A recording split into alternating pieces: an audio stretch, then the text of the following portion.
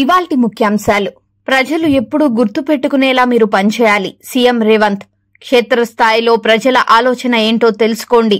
AC గదులకే పరిమితమైతే మీకు కూడా సంతృప్తి ఉండదని వ్యాఖ్య.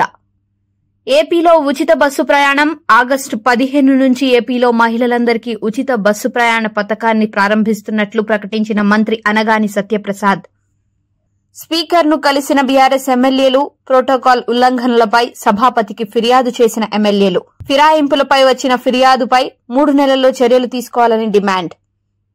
హైదరాబాద్ లో సాయంత్రం భారీ వర్ష సూచన. మంత్రి పొన్నం. జీహెచ్ఎంసీ, జలమండలి, డీఆర్ఎఫ్ బృందాలు అప్రమత్తంగా ఉండాలని ఆదేశించిన మంత్రి పొన్నం లోతట్టు ప్రాంతాల్లో ఇబ్బందులు లేకుండా చూడాలని వ్యాఖ్య.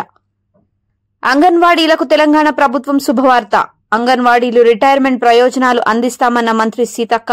అంగన్వాడీ టీచర్ కు 2 లక్షల రూపాయల రిటైర్మెంట్ బెనిఫిట్స్, హెల్పర్ కు 1,00,000 రూపాయల రిటైర్మెంట్ బెనిఫిట్స్ ఇస్తామని సీతక్క ప్రకటన.